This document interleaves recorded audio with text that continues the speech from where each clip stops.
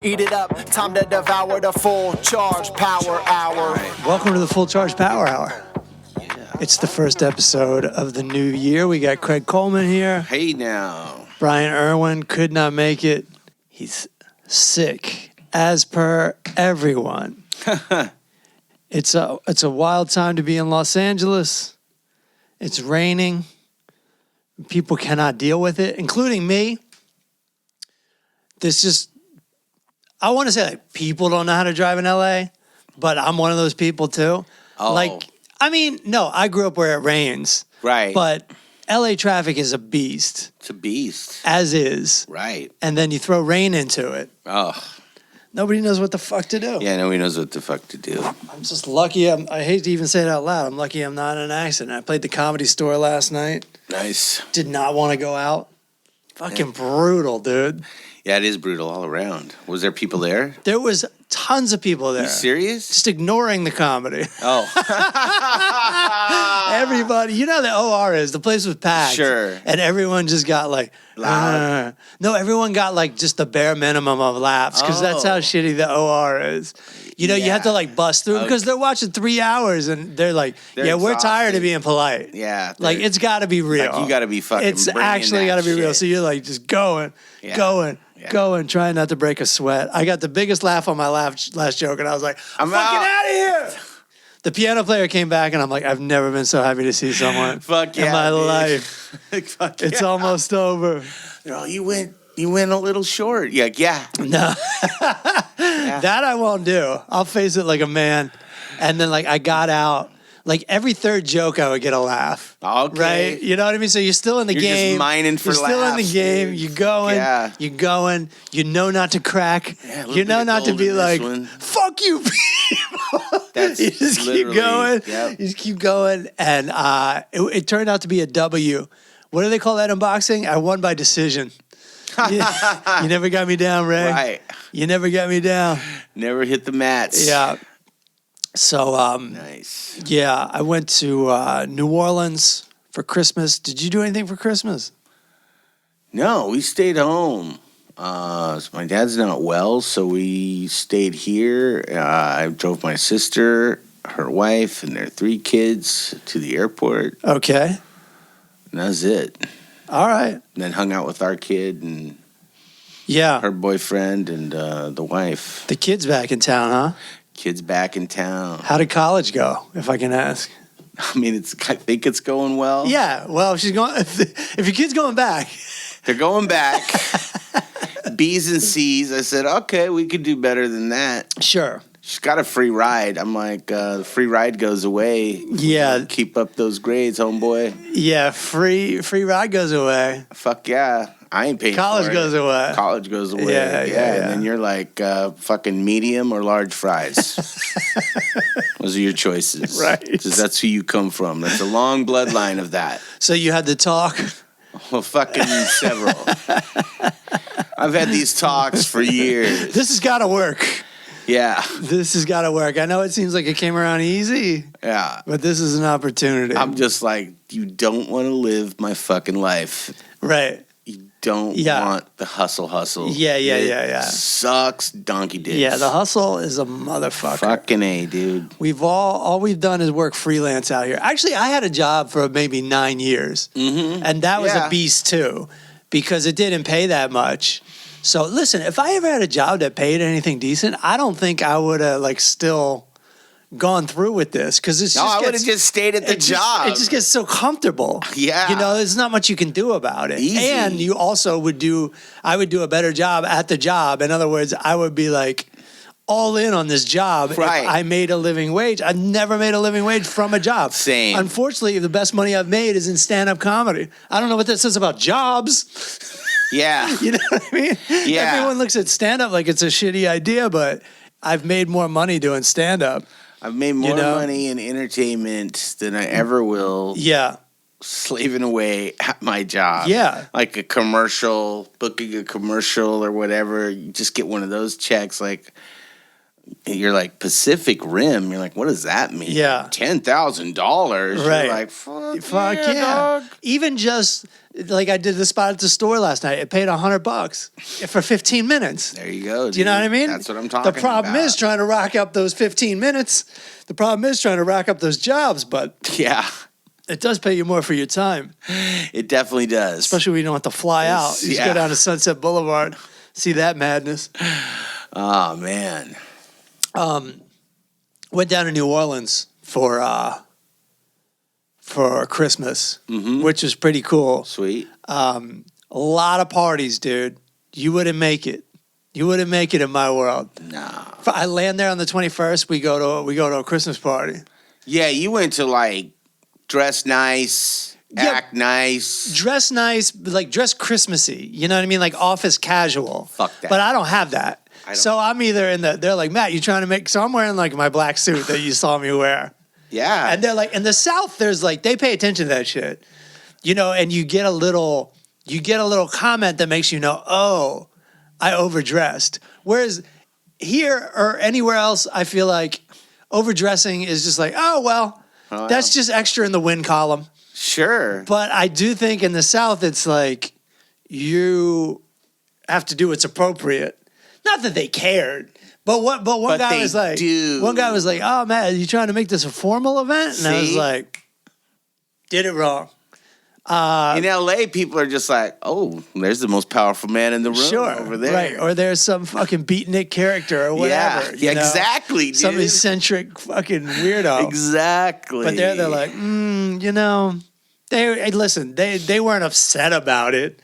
They didn't care. And it's good not to fit in. Honestly, exactly. You fucking make a comment to me. Yeah. Fuck off. Well, listen, I didn't see it that way. It's actually kind of a I'm heads just up. that way. Yeah. Like, dude, you're lucky I didn't show up here in shorts. I read this book on the way there called Let Them. Do you know this?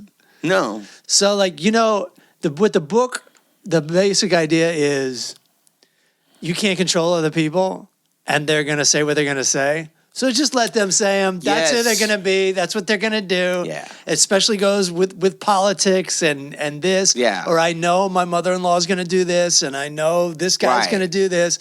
So instead of being like, please don't do this, please don't do this, and then they do it, you're like, fuck, they did it. Yeah. It's like, you know they're going to do it. Right. So you just, you know.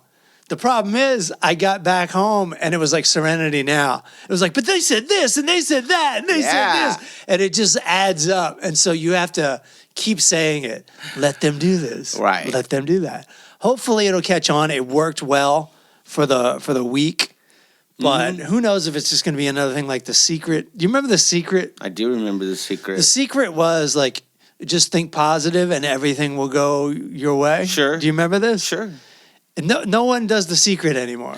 No, because it's turned into just the manifesting thing. Right. Right. So she made her $1 billion. Right. And she did start this new way of thinking. Yeah. For people. Sure. Like a practical way to do it.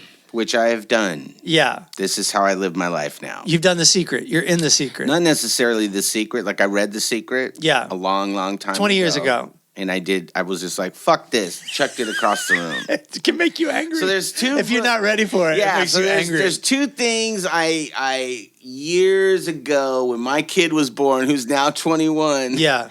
That I was like, oh, I'm going to do this. Yeah. Like I read 2 books. One was a guy, Alan Carr, How to Quit Smoking. Yeah.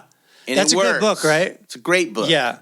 It took me 5 years after reading, maybe 7 years. It took me to even read the book. Yeah. But that book got me to quit smoking. That's the concept, too. Like, he doesn't put the pressure on you, right? He's like, no. He's like, hey, smoke while you read this book. Yeah. Right? And like, it'll make sense when it makes sense. It's a subliminal message that he's giving you. And it's not subliminal. Right. He's just talking about cigarettes and addiction and stuff, but in a way that you're like, okay. But he keeps saying those cigarettes aren't doing anything for you. They are killing you. Right. There's a sentence almost on every other page. It's like, those cigarettes are killing you. Right. And that's all he keeps saying over and over. Right. And you're like reading it, you're having to you're like, fucking, Why does it taste so sweet? He's fucking right. Right. And yeah. And isn't it also like, I'm kind of blanking here, but Oh fuck! I forgot what I was gonna say. I do know that Nikki Glaser claims he's got a book about drinking. Oh, I know what I wanted to say. Oh, yeah. It also says things like, you think that the things in the positive column are real, but they're not. Right. Do they do that? Yeah. They're like, you think cigarettes do this for you. Right. That is but exactly they what don't. he does. Yeah. He says, oh, you think it suppresses hunger? Yeah. You think it relieves stress? Right. And he's doing, and then he's like, really, it's carotiding your arteries. It's doing this to your body. It's jacking you up too. Like when you think it relaxes you, it makes you. And then it's that dopamine thing. Yeah. Yeah, you are getting this dopamine rush because this is a thing you enjoy. Right. That's all that's doing. Right. It makes you think you need it. Oh, and that's the other thing. He's like, because he even says in there, you got a headache, but you don't need your body's not telling you, I need Excedrin. Yeah. And it's giving you a headache because your body wants Excedrin. He goes, that's not what's happening. Right. And so it's stuff like that. Yeah. So that even gets me like, I'm like, oh, because my chiropractor said the same thing. Like, your body doesn't need Excedrin. Yeah.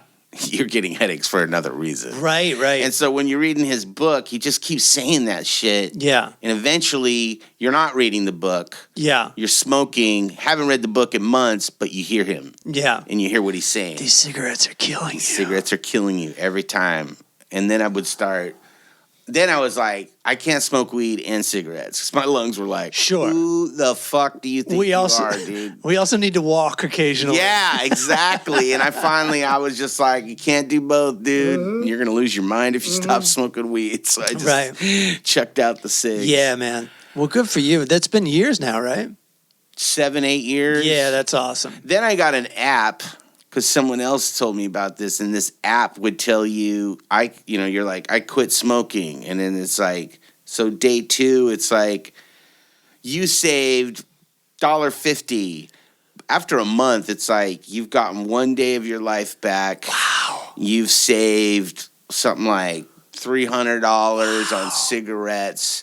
And you're like, fuck. That's a cool app, dude. It's a great app. Because 1 month you can see what huge difference. How much money, dude? Yeah, because they've been expensive for a minute. And that's when they're not like the prices they are now. They're like $10 a pack. Yeah. I'm talking, I quit when they were like $7. Yeah, in New York they've been 15 for 15 years. They've been $15.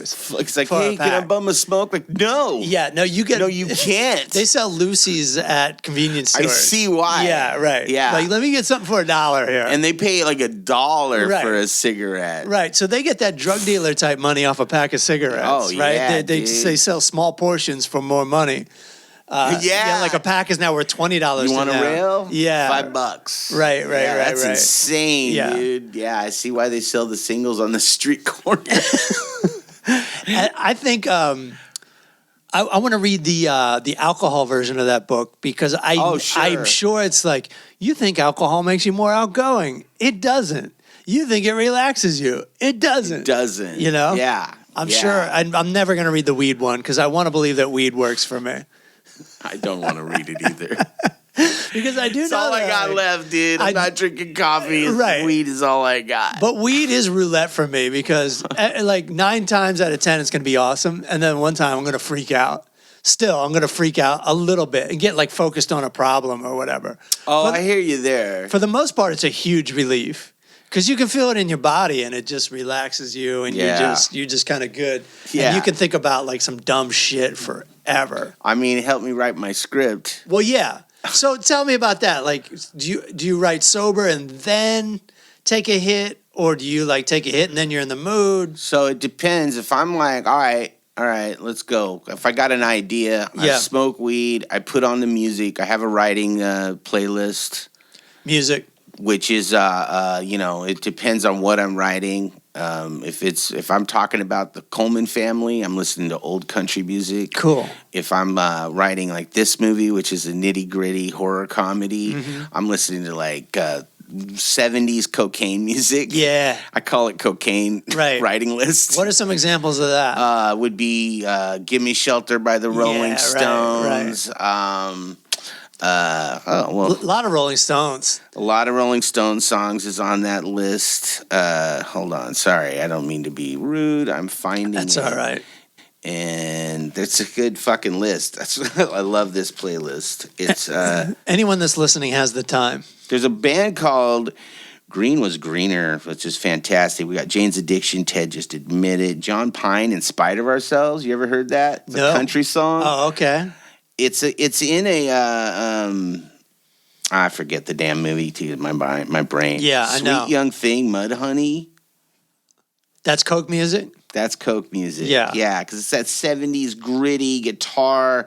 Then there's this band called The Mirrors that I've been listening to. They're fucking amazing. Awesome. It's like 60s psychedelic. They're a new band. Oh, okay. There's no words. Nice. I mean, it's music to do heroin to. Right. So, like, I get high as fuck. Neil Young, Hey, Hey, My. Oh, that's a good one. So it's just shit like that. Yeah, cool. Fantanagrams, When I'm Small. That's just fucking killer beats. Run the Jewels, even. Oh, Fucking yeah. The Saints. Have you ever heard of the Saints? I never heard of the Saints. I never heard of the Saints either. They've been around a while? They've been so. There's this thing that these people, music people have been talking about lately that I caught on to about, because there's always this who started punk rock. Oh, that's always the thing. Because early rock and roll sounds like punk rock anyway. I mean, and punk rock's just a return to early rock and roll. It's the Shondells. Yeah, sure. It's all that shit. Right. That's garage punk. Yeah. It's that garage rock. Sure. That's it, right? Yeah. Mm-hmm. But then there's the people that you're like, was it the Rolling Stones? Was it the Sex Pistols? Right. So at the same time. The Who gets thrown into the conversation. Of course. Yeah. Well, so let's just keep it to the Ramones or the Sex Pistols. Let's do that. So at the same time that's happening, there's a fucking band in Australia called The Saints. Yeah. They're doing the same thing. And you know about the band in Detroit called Death. The black guys. Yeah. They got the same thing too. So it's this thing where it's just the consciousness is changing. Rick Rubin talks about this, and this example specifically. It was like, right. So there's no internet back then, but people in Australia, Detroit, New York, and London are all doing this, coming to the same conclusion. Yes. At the same time. Yes. He says it's almost like there's an antenna up in the sky. That's what I'm saying. And it's the music has led us here. Yes. Because people lost their minds when music got too complicated. Right. With all the 10-minute guitar solos. Right. All that studio shit. And then the 3 keyboards all around the guy. And then this, like, Steely Dan. People, like, there's a bunch of young people that are like, fuck that. Yeah. That's some nerdy chemistry shit. Yeah, it's all, I love that music. Right. It's cool. Yeah. But I also get, you created it in a studio. Right. In a lab, basically. Yeah. And everybody was just like, fuck that. Yeah. Let's get 4 people in a fucking room. Turn on some amps. Yeah. Nobody knows how to play this shit. Yeah. Let's just bang it out until we're like, that's a song. And it was beautiful. And it's beautiful. The Sex Pistols is still beautiful. Still a great. I have about 300 songs by the Ramones on my phone. Same. They're all exactly the same. Pretty much the same fucking song. There's one album called, and it was the first Ramones album I heard, called, what's the one with, it's different, man. Not Mania? It's God, let me look at Ramones albums. This is going to blow up my computer. But it's not, it doesn't really sound like the Ramones. There's like keyboards and stuff. Oh, sure. It's got that song like sha la la la. Yeah, dude. That's my favorite shit. Okay, so that's the first one I heard. So they're the Shondells. Right. They're like a dirty, filthy Shondell. Because that's who they base all of it on. Right. And I just started listening to the Shondells. Yeah. I'd never listened to them before. Right. I think it's Too Tough to Die. That sounds right. But it's hard to tell just by looking at the album titles. Right. What you learn is, you love the Ramones. What you learn is you don't know what album's on what. They had like 4 fucking albums right out the gate. Right. The documentary is great. I think it's called End of the Century. Okay. Yeah. They even had to your point, they even had Phil Spector produce one of their albums. Yeah. I think it was end of the century. Yeah, and it sounds great. That's the music they did. They did, and they liked that. Right, Yeah. I can watch that documentary a million times. It's sad with the Sex Pistols. that they hated each other, but I mean that's just what happens. Well, they had to hate each other because they, like we're saying, they invented punk rock, Right. but they still had to tour in a van for 15 years. Forever. And you can only imagine if me, you, and Erwin were touring in a van around the country. We would eat each other alive. Exactly. Cool. Brian's watching football again. Right. Yeah, but I remember there was one part of the documentary where Joey was. They just mentioned that he had the flu for whatever reason. So you're riding around in a van with 3 other dudes. And you're sick as a dog, fucking shit. And you got to scream your fucking, your vocal cords out that night. Right. You probably are addicted to cigarettes still. Sure. Or probably alcohol or whatever. Something. So you still have to get your fix that way. Right. I mean, what a nightmare. Me just doing it by airplane or Greyhound bus, I lost my mind. For sure, I lost my mind. Just keeping by going myself. and going just by and myself. going. Yeah, I lost it. I fucking lost it. So yeah. And Joey died when he was 49. Was that how old he was? Yeah. Wow. Because then Johnny died right after him. And then they had to see the grunge rock movement and go, "You're welcome, guys." Yeah. Like they brought so much to that, and then they didn't get the money. They got their accolades. Yeah. Everyone wears the Ramones t-shirt. Right at the end. Everyone wears the CBGB t-shirt. They got that, but they didn't get the big tour. I think they got the payoff financially. Yeah, literally right at the end. With I think they were on a Lollapalooza. It sounds like something like that, and they just literally just started getting making the money. Yeah, because you actually before the 2 of those guys died, you actually could still make money off records. Right. So they think they got a very nice funeral. They finally got a little bit of a bump, and they got a nice funeral. Yeah. That sucks. Yeah, it does suck. But it's better than nothing. It's better than nothing. A lot of those punk guys are just now starting to make their money. Really? Yeah. How? Because, I mean, you're talking... now they're coming back and doing big tours. Circle Jerks just did a huge tour. Yeah. So the internet, because they're legend band now, and the internet works for them too. They can just be like, you just put it out, fucking A, get the word out, and you want to go see these guys with your own eyes. Of course. Yeah. Of course. It's the fucking Circle Jerks. You're like, yes, let's go see it. You're never gonna see the original Black Flag again. I said. In front of my wife, I'm like, yeah, we were listening to the Circle Jerks. My wife's like, that's a band, the Circle Jerks? I'm like, yeah, we used to listen to it in the 7th grade. Write it on your jean jacket. The Circle Jerks. Golden shower of hits. I love it, dude. Fucking, we'll follow that with the Butthole Surfers. Oh, all of it. All of it. Did you know his dad, Gibby Haynes' dad, was kind of like a Mr. Rogers of Texas? Is that right? Like public access? Yeah, I think they called him something like Mr. Rainbow or something. Oh, wow. And there's these people on online when you go to the Butthole Surfers Facebook page. They're like, dude, I was at a Butthole Surfers concert, and there was Mr. Fantastic, or whatever his dad's name was. Yeah. I had no idea that was his dad. Yeah. And his dad's like, oh, yeah, Gibby's band, da-da-da. Right. Nicest guy ever. Yeah. Right? Just the sweetest guy, proud of his son. Right. Yeah, dude, my son's the lead singer of a psychedelic punk rock band, Butthole Surfers. Butthole Surfers. That's my boy. I heard some DJ on Sirius the other day say when he worked in, terrestrial radio, some DJs had to say the BH Surfers. Yeah, this was an old news clip, and that's what they kept saying. The BH Surfers. Yeah, right. Lead singer. They had a hit. They had a hit song. They had a couple. Pepper and I forget what the other one was. Right. But yeah, they did. They had a couple hit songs at the end. And I mean, I still follow him. Their guitarist. We have a record. Yeah.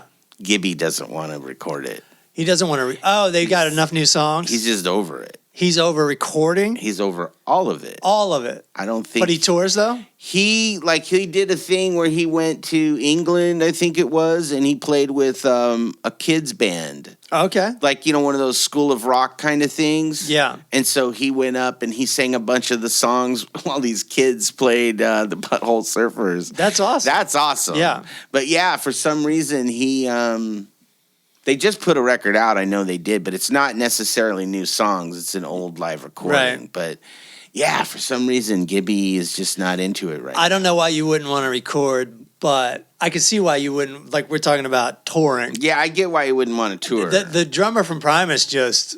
He quit. Yeah, he was like, I can't take it anymore. Like, I'm not 21. Yeah, my buddy Corin, the bass player, he hasn't been with him for quite a while. Really? Yeah, and I went to his house, and I was just like, "Are you done?" He goes, "I'm raising my kids." Yeah. He said, "Well, my kids are all grown and in college or whatever." He goes, "Then maybe I'll go back out." Right. He goes, "Dude, I did it for 30 years. 30 years, a long time. It's a long time." Yeah. Yeah, those guys would be gone for like 9 months. Yeah. Come home for a few weeks, boom, off to South America or wherever. I could see it. I mean, I've done some touring. I've done some like big level touring, and it's kind of awesome. But 30 years. But 30 years is of a bitch. Not even just barely seeing your home. Right. And stand-up's tough, but music is it's physically exhausting. You remember after, especially for like the drummer, or just like how loud it is on your ears, and just it's a lot. Fuck, man. And the people know their songs, so you can't fuck them up. No. If you fuck them up, and nowadays if you fuck them up, it's like, Monkey didn't do the right guitar solo. Forgot the life tonight. Something's wrong. They put it online. They're like, look at this weak shit.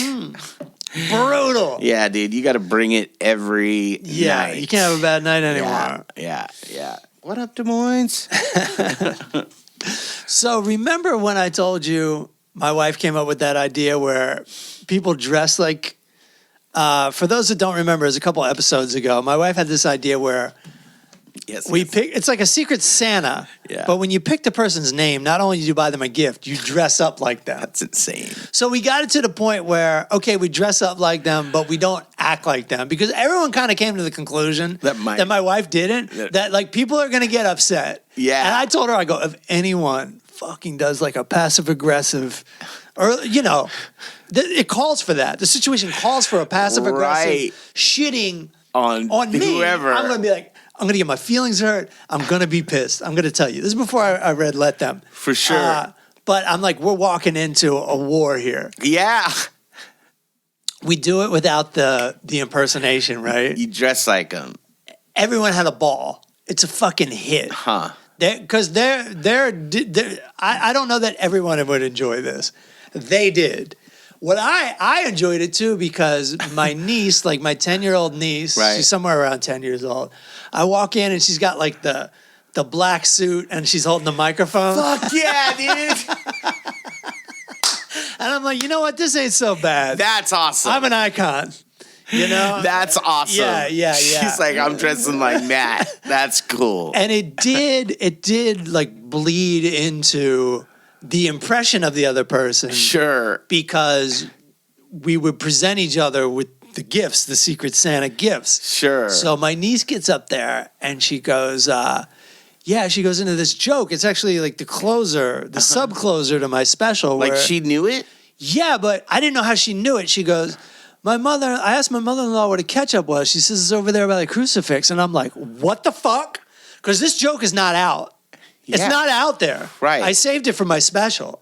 Right. But I think Kristen probably told the joke. Oh, to her. So she kind of knows it. But I'm like freaking out because I'm in my mother-in-law's living room. Right, dude. It's about my mother-in-law, and it's about how she has so many crucifixes. And the joke gets dark. The joke gets fucking dark. But did the kid do the whole joke? Well, that's what I'm freaking out about. I'm like, they know this part of the joke.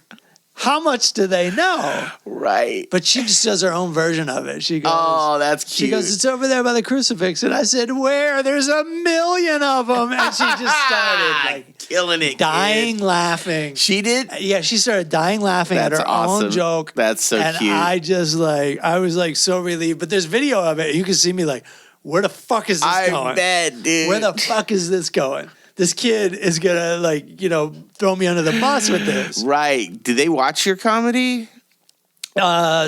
It's hard to say. They'll definitely watch They'll see this. In fact, at the first party on the 21st, when I first got there, my mother-in-law was like, I think I'm going to watch it. And I'm like, you go ahead and watch it. Like, I'm not going to tell you not to watch it. Yeah. I'm not going to live that life where I'm like, please don't watch it. I'm like, of course. You want to watch it? You watch it. I stand by everything I've said. I really do. And if you pick it apart, it's really not that evil. It's not that bad. It makes people uptight. Because it's a comedy show, they're like, where am I going to laugh? What's going on? Right. It's not that much of a criticism of her. But listen, nobody likes to hear themselves be talked about. But then there's that. Mm-hmm.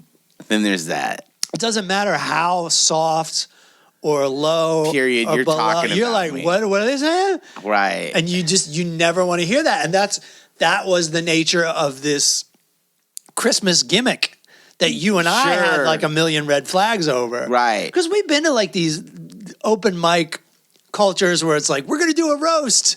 And then we all roast each other. And everyone's like, fuck you, man. Yeah. I have a different feeling about you.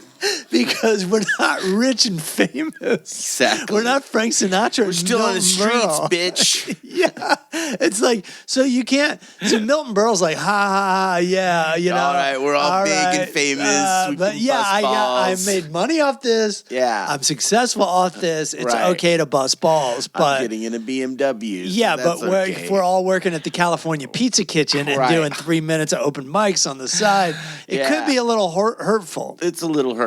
There was always like open mic tiffs where you're like, oh, I can't believe you said this about me.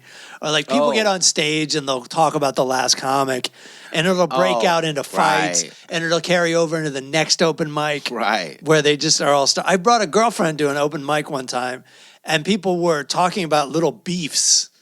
Like on stage, they were shitting on other open mic comics because they thought like it was just comics in the room. Yeah, and my wife is not my wife. My ex-girlfriend was like, "What is this? Like, I don't know these people. I don't know what's going on." And that was the last time I brought her to a goddamn open mic.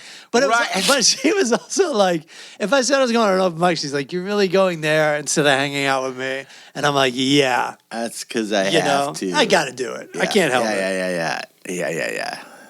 I'm not getting better at comedy with you on the couch. Yeah, no, thank God. Thank God I went out and did the open mics. Oh, for sure. Yeah, but I could see, your niece getting you, her doing you is more coming from a place of everything she likes about you. Yeah, no, and so it's not going to be cruel or mean or spiteful. I don't even care if it is. Right. Like, it's funny to see. I mean, to see a kid do it is hilarious. Right. No, totally, yeah. Because right away you're like, that's totally what I must act like. Yeah. This kid's coming straight from the heart. This is who I am. Yeah. No, it's great. It was so funny too that like she really cracked herself up. I love it. Like, because probably she doesn't get to make fun of the crucifixes that much. Right? She can't walk in and start tearing the place apart. You don't know, she might already be the kid who's like, I don't think this shit's real. Right. Could be. I doubt it. Could be. You get raised in it. Oh yeah, I also went to church because I was like, I totally was relaxed this time around. I was like, I'm not gonna fucking roll in with beef and like, I'm not going to church. Fuck you. I'm like, let's just roll with it. See how it goes. My mom hasn't asked in years. Yeah.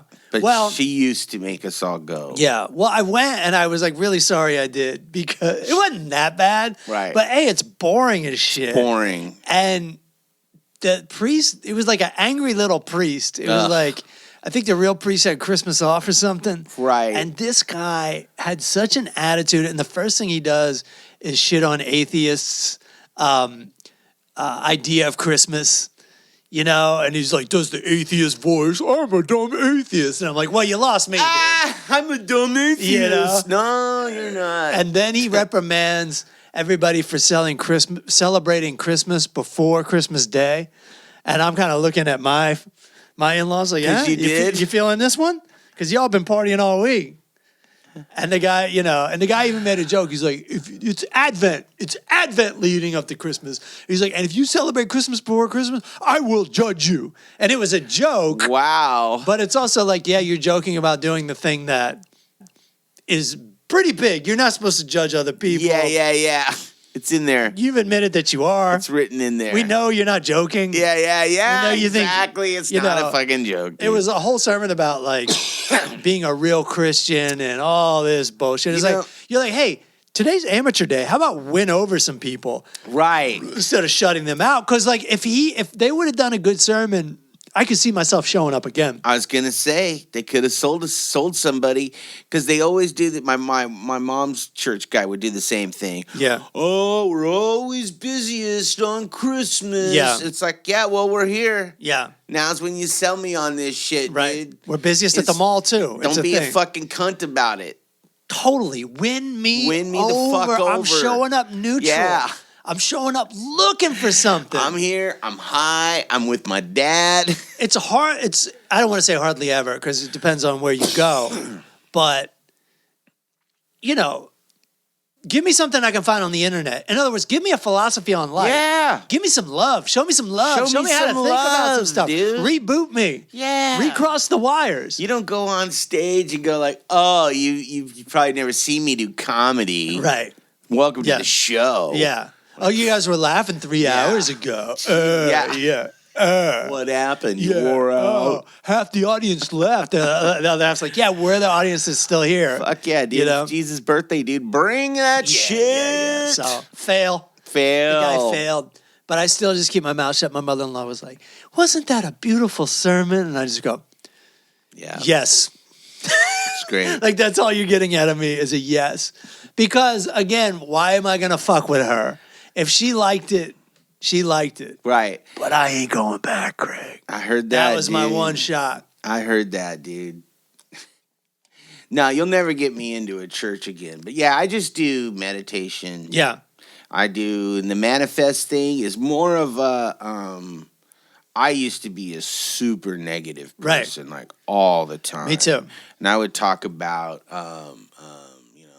we're always broke. God damn, I'm broke. Yeah. So I don't talk about that. Right. I only talk about like things are good, making good money. Yeah. Everything's fine. Because I heard somebody say, and this is all, it's kind of hokey, weirdo. Doesn't matter. Put it out in the universe. It doesn't matter. But I believe in it. Yeah. You know what I mean? That's I my do. God. Yeah, I That's get my it. religion. But Yeah. and it's also it's how my brain waves. I'm rewiring myself. You know what I mean? Totally. And that's just how You have to retrain your brain. you do. Yeah. You do. And I just try to stay out of negative spaces. Yeah.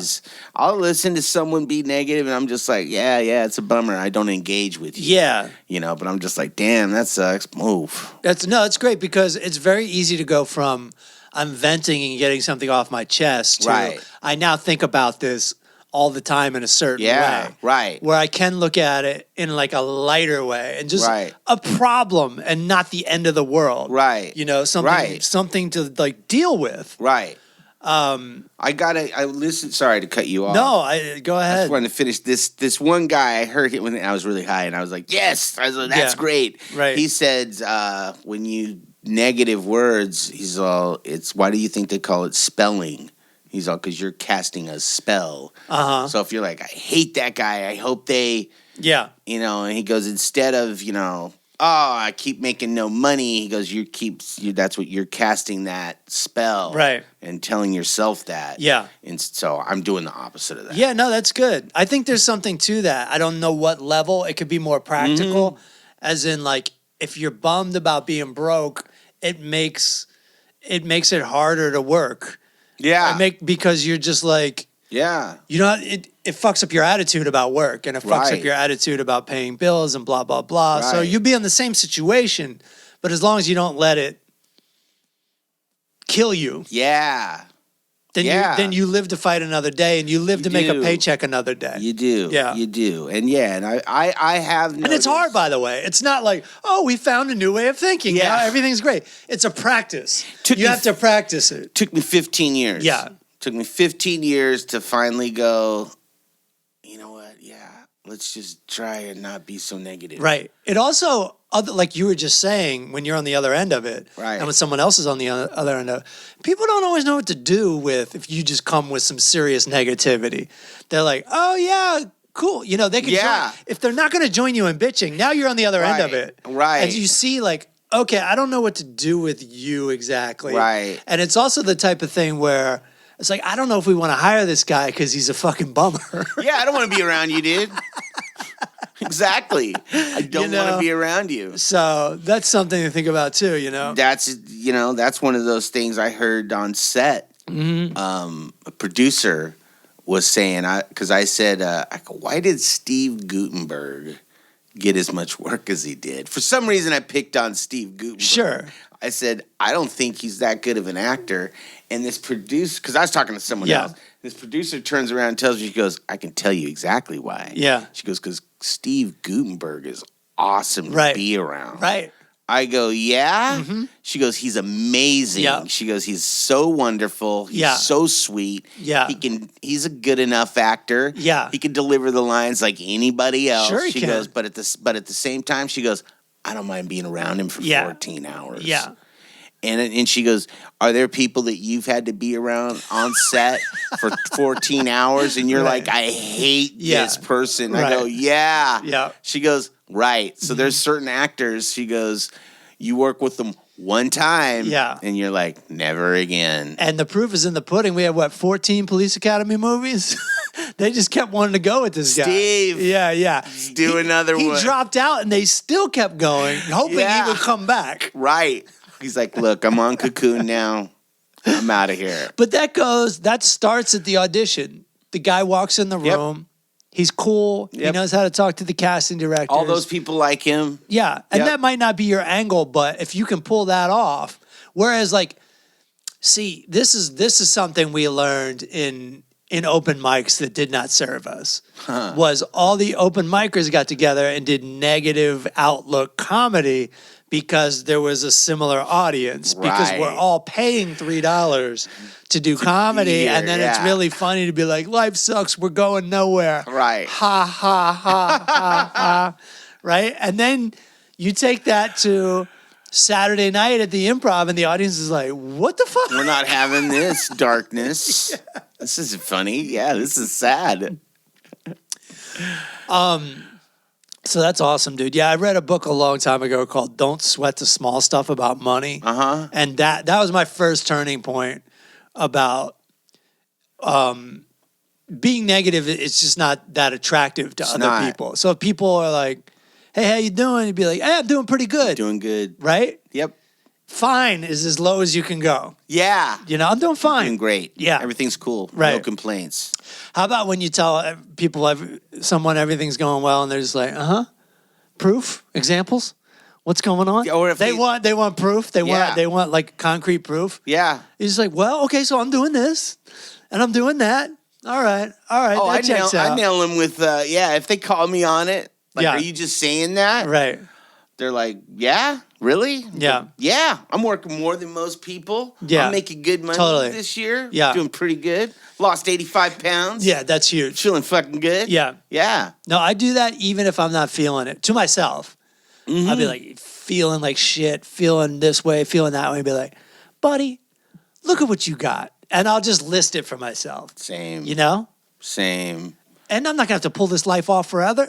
We gotta 3, 4 more decades if we're lucky. Probably not. Yeah. We can get through this. I'm living better than most people, dude. Me too. Historically and globally. Yeah. We got it made. There's people that live in dirt floor huts. Yeah. Well, people will put in your head too, like, why don't you have this? Why don't you have that? It's like, I got it. I'm good. There. I'm working. I'm working towards it. Yep. Stop rushing me. Yep. Like, it's got to happen when it's going to happen. Like, people are on my ass. They're like, where's your special for 15 years? I finally got it to the point where it was good enough to record. Now I have it. Yeah, Do you know what I mean? Like, if I would have put out 5 in the meantime, they wouldn't have been as good. And I'm not saying model your business after me. It's not very efficient. No, but I mean... But the truth is, I finally had the good hour, so I recorded it. Right. You know? That's the bottom line. I don't think most people understand. Most of those comedians, when you see that first special, Yeah, I've been working on that for 10 years. Yeah. That's 10, 15 years of your life. Right. And then a lot of those people will tell you then as soon as that happens, they're like, shit. Yeah. It took me 15 years to make that. Now I got to do another one. Right. To keep. It's called the sophomore slump.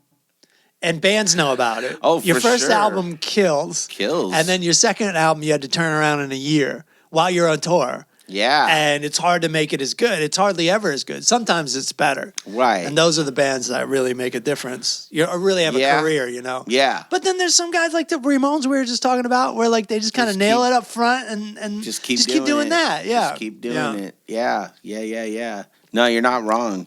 You're not wrong because most bands, second album's usually not that good because they're like, they're not hungry. Yeah. Yeah, and they haven't had enough time. Yeah, they're not in some hot fucking room. Right. Like, hey, I was working on this last night. Yeah. Hungover. Fucking can't get their dope together. Yeah. You know, that's when the rent's not fucking paid. That's when the fights really start too. Yeah. Because it goes from we're all in this together to now I'm the star. Right. That type of thing. Or that guy's a dick now. Right. You know? As soon as you start showing up in fucking Beamers and Porsches, it's just not going to be gritty. As soon as the models are in the control room, it's over. It's not as great. I mean, it's great for those guys. It all sounds better. Yeah. But us, the listener. Yeah. It's not as coming, much fun. It's not coming from the heart as much. Did you do anything for New Year's Eve? I know the answer. Worked. You worked. Okay. Yeah, I worked. Did you work a party or something? I didn't work the party. I left before it started. Yeah. I just did all the setup, which, you know, it's one of those just a forever day. The day before, it was supposed to be 9 a.m. to 10. Yeah. 3 a.m. I was there till 3 a.m. That's rough. So at 9, they're like, hey, can we come in early tomorrow? I go, yeah. What time? 9? Sure. 9's cool. Are we getting out of here at 10? He goes, well, maybe 11. I go, okay, that's still fine. Right. I can still do that. That's not a problem. Then everybody leaves. It's going to be midnight. And they all start trickling out at midnight. The negotiations begin. You know, and I'm like, oh, okay, cool. So I start gathering my stuff. But then all of a sudden you just look and there's one guy. The lights keep changing. You're like, what the fuck? And you look, and it's the light guy. Yeah. Goddamn light guy setting the fucking lights. Yeah. We're there till 3 a.m. Oh, my God. At 2:45, he's like, cool, I'm done. I'm just like, cool. So am I. So am I. I'll see you in 3 minutes. I want to bury you under Union Station. Right. He's no Steve Guttenberg. He's no Steve Guttenberg. That's right, dude. I just spent 19 hours with you, bro. Fuck you. I got to be back at this motherfucker in just a few hours. Yeah, dude. That sucked. Yeah. Well, and so you showed up did you show back up at 9? Oh, yeah. And this was the first? That would have been New Year's Eve. Okay. That I showed back up. Yeah. Okay. 3 hours of 3.5 hours of sleep, show up. And then those cocksuckers didn't show up until fucking like 11 o'clock or noon. Not cool, man. That's what I said. Are you fucking kidding me? Not cool. Are you fucking kidding me? Wow. Son of a bitch. It's like, you guys are the ones doing this. Yeah, totally. You gotta be here. Totally. So, yeah, I just worked the last 4 days, basically. Right. For that thing. And you got the rest of the day off today? Yeah? Yeah, I don't have any work until the end of the month. Okay, good. You get some rest? I'm gonna. Good. Yeah. Good. That's what I mean. Yeah. You get some rest. I'm gonna. And then, I just worked on, I just worked on Hollywood, Once Upon a Time in Hollywood Part 2.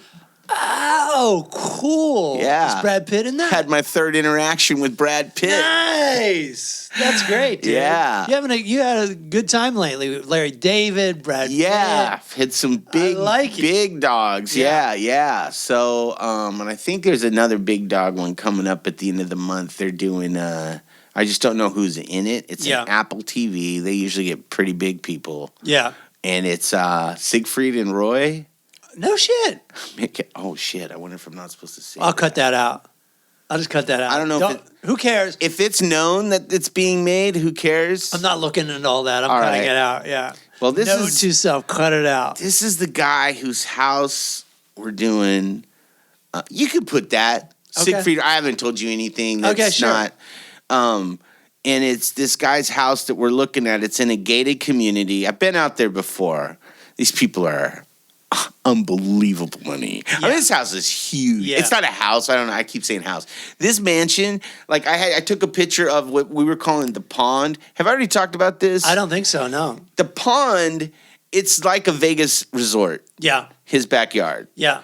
It's huge. It's got like all these old style lamps, torches. They're like, can we light the torches? I'm like, which ones? They're like, all of them, like right. 20 torches. Are we going to light the whole thing? Yeah. Like I took a picture and my wife goes, damn, that's big. I go, dude, I couldn't get back far enough to take a whole picture of it. Right. There's 3 pictures of this thing. Yeah. The middle, and that side. Yeah. It's huge. And it only goes 3 feet, so you can't even swim in it. Right. It's literally just a pond with a giant man-made waterfall. Right? And then a big pool in front of all that. Yeah. I go, that's the pool. Right. And there's a pool inside the house. Yeah. And and then we go into this room and they're like, and it's got a library, it's got the pool table, a bar, sitting area, a fireplace, and we go, hey, how do you turn that on? And he just goes, I don't know, I haven't been in this room in 3 years. And we're like, 3 years? What, dude? Yeah. Like, get the fuck out of here. Every square inch of my apartment, I'm in every day. Exactly, dude. Including the balcony. Exactly what I'm just saying. like, oh my God, can I get a little space? Including the balcony. Yeah, dude, you are not wrong. He literally just stays in the living room in this kitchen area, which that alone is 5 of my apartments, that area. Sure. And then somebody made me aware of, like, I didn't know this. It's like the electric bill. He's all, the electric bill in this fucking place, even with everything off. Yeah. Because when you go to his house, all the lights are off. Right. He just keeps one area lit. Yeah. It's like when he's in it, that's when he turns on the lights. Right. He goes, this guy pays like probably $8,000 a month not running shit. Wow. He's all with everything off because it's still using power. Right. Like even in your apartment. Yeah. But it's at such a minuscule scale. It doesn't do anything. Doesn't mean shit. Yeah. You're paying 50 cents. This guy's paying $10 for like, what the fuck? Who left that fucking hallway on? Yeah. I'm going to make a smoothie. That's $35. yeah, dude. And you'd be standing outside. There's like a light up in this one room. You're like, someone's in there. Right. There's another person in this house. Yeah. Yeah. That's so wild. Give me the binoculars. Wild. There's someone in the bedroom. Exactly, dude. And then he has this area that's under construction in this giant backyard, right, that already has everything ever. Right. Barbecue area over there. Yeah. You know, Roman-looking room that I don't know what you're doing over there. With like columns and stuff? Yeah. Yeah. And statues. Yeah. Yeah. And I'm like, is this just a hang? It's a hang. This is the orgy room. Yeah. And then they're building this thing over here. And I go, what's that, Victor? Yeah. And he goes, I don't know. He goes, my wife, my family, he goes, they wanted another area for barbecues and parties. He goes, I don't understand why. He goes, I don't know why this isn't enough for that. He goes, but they want that to be this, so we're doing that. Are there tigers there? God, I hope there's going to be tigers. Because I went to the Mirage right after my wedding. Right. And I was surprised because I've been to the Mirage a million times in Vegas. And I think that's where Siegfried and Roy used to play. And the tigers are just in a zoo at the Mirage. Oh. And then there's also dolphins at the Mirage. Like a SeaWorld style event at the Mirage. That's what I said. Inside? No, outside. In the desert. There's these pools. And there's an indoor section and an outdoor section. Thank God there's an indoor section. Yeah. Because, I mean, I don't know what kind of skins dolphins have, but it can't be good. It's a 20,000 degrees It's 115 outside. degrees outside. Poor you know? fucking dolphins. Yeah, dude. seriously, this poor. Because they're just swimming around in circles. They need to be free, you know? Yes. What a nightmare. What a fucking nightmare, dude. I can't imagine. Yeah. And then the tigers just sitting in cages. Yeah. All right. They're like, whatever, this sucks. Yeah, right, exactly. Guess I'll just live here. I guess I'm a cat. I don't have any choices. Yeah, I guess I'm a cat. I'm a fucking cat. Because even your cat is like, get me the fuck out of this apartment. My cat wants that. Every right. time I open the front door, he's trying to get out. Yeah, they want to kill something. Yeah, he's like, They dude, don't- I just want to know what's out They don't there. want the easy life. Yeah. They want to fight for it. Yeah, he's like, I'll be back. Yeah, they want to live for a year and a half and go wild. And just go fucking wild. Mm-hmm. Yeah, I want to go fuck some alley cat, but I don't think I have a dick anymore. I don't think so. There's something happened.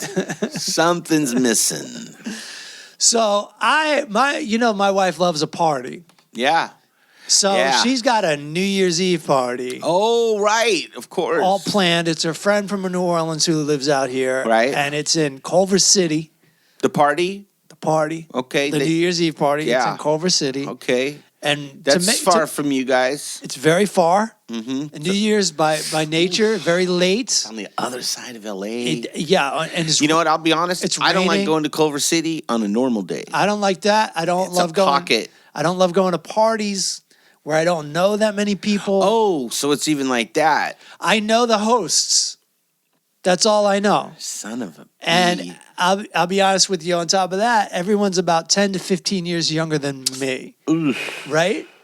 And it's New Year's and it's rainy and we are going out to dinner at this. My wife is like, I'll sweeten this up for you.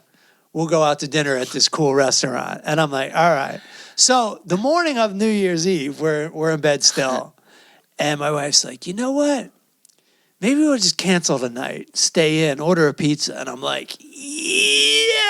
Happy New Year. She goes, and we'll just only go to the party. I'm like, I go, that's not staying in. You missed the whole point. That is not. That's just ordering a pizza and going to the party. In. Damn it. That's so my wife, like, she, like, in New York, we would go out to dinner and she'd be like, and then after dinner, she'd be like, so what do you want to do tonight? And I'm like, what? You're like, I thought this was it. We just did it. We do? What? Ew, it's over.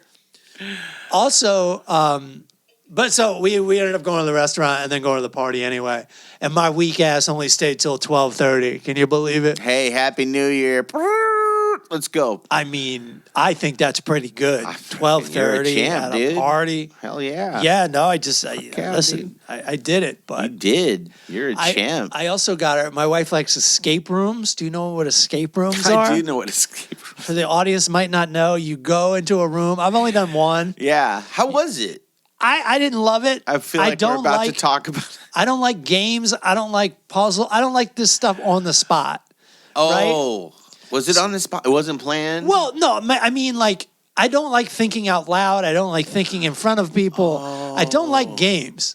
Yeah. So you're in there. So I went with my wife. This is last year in San Francisco. Yeah. I went with my wife and I went with my brother and his family. So his wife and his two kids. Right. And we go in there and they've all done it before and they know what they're doing. And I'm just like, I have no idea how to get out of this room. Yeah. Any room's an escape room to me. I usually just how do I walk the get out of fuck this conversation? Yeah.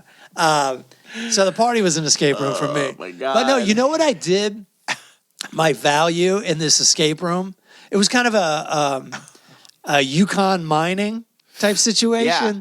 Like You have to open things. like a gold rush Right. vibe. Yeah. You know, the Western Sure. America in the 1800s, that Sure. vibe, cowboys and shit. Yeah. Searching for gold. And so my only contribution, and have you ever gotten better at something by not doing it, but you just kind of like understand it more? And I'll give sure. I'll give you an example. For me, sometimes playing guitar, I don't practice that much, but I've picked up on just watching YouTube videos and stuff. And I'm like, oh, you do this, you do that, and like, or skateboarding. I'm like, I can just bust off a kickflip, and I'm like, I was never good at these before, but I've thought about it more or something. Right. And now I'm better at it. Well, there was a thing where you're actually shooting BBs at tin cans. Now, it's not like you can take the gun out and shoot somebody else. It's attached. Yeah. So, but part of it was you get the information by shooting tin cans. I haven't shot a BB gun in like 30, 40 years. Same. But I've learned a lot about performance and staying chill and just staying calm Right. on the spot. Right. So I'm just like, and I also from television I've heard just squeeze the trigger. Yeah. So I'm just pop, pop, pop, nailing these cans when nobody else can. Nice. I just have this skill all of a sudden. Nice, dude. And it's good to know. And my niece, like afterwards, she's like, "You didn't contribute anything." I'm like, "I shot the tin cans. I shot the tin cans. Nobody else could do it." That's hilarious. Yeah, I know. Somehow I had this skill. How old is your niece?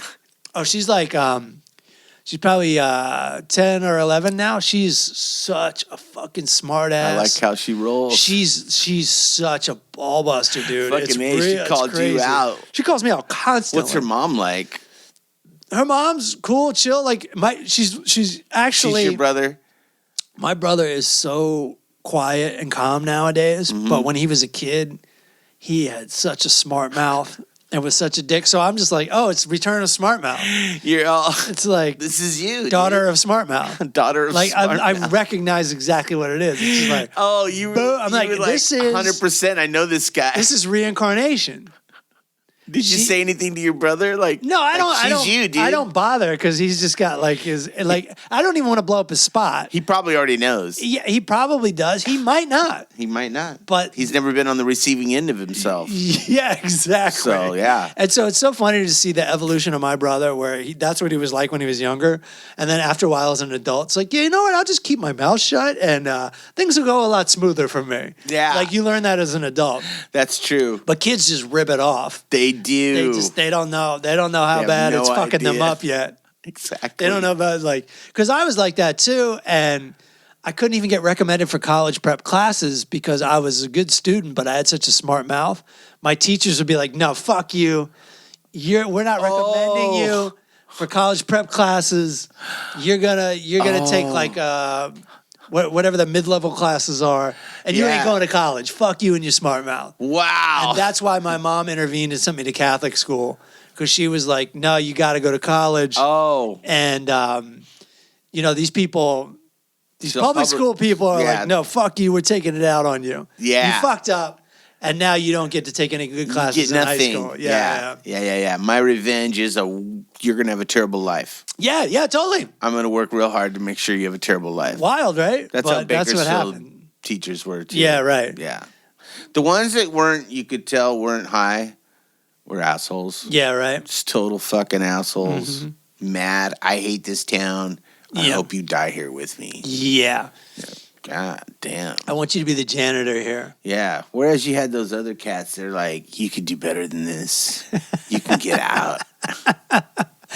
So there's for Christmas, my wife wanted this. You can find this online. I forget what it's called, and I got it for her. It's Escape from Santa Monica. It's an escape room. It makes the city an escape room. The city of Santa Monica? Escape room? I don't know how it works. I'm about to find out. Hey, if you can get a something that's faster than the 10 West or Yeah. the 10 East, Let me know. I'm all about it. Yeah. Maybe this will work out. Yeah. Maybe there's like an underground subway. Or You're something. like, holy shit. But there's also, and I didn't get it, an escape downtown LA game. Ooh. And it's like, it's already an escape room. It's already that. You're already trying to get out alive. Why did we start in Skid Row? Oh shit. Yeah, run. Run for your goddamn So life. I don't even know how it works. It probably has something to do with your smartphone or blah, blah, blah. Sure. But I am going to find out. And, oh shit, I'm starting the new year off right. I'm getting a colonoscopy on January 6th. Fuck yeah. The doctor's storming my Capitol. Yeah. Have you done it? Huh? Have you done it? I've done so much medical shit Yeah. in the last couple of years. Right. I'm sure I did. Yeah. It looks like I'm gonna have to not eat for close to 48 hours. Sounds which right. Is that's gonna be Liquids. I say that's gonna be the hardest part, but then the hardest part is really gonna be the thing getting shoved up my ass. It's probably gonna be the hardest part. But you got to do it. I'm doing it. Yeah. Here we go. Yeah. I don't have much to say about it because I haven't done it yet. I hear you. I hear you. And that's going to do it for us on the Full Charge Power Hour. Word. Happy 2026. 2026. We're feeling positive. We're feeling like it's going to be a great year. It's going to be amazing. And keep checking in. We'll keep putting out podcasts. Mad love. Get well soon, Brian Irwin. And we're out.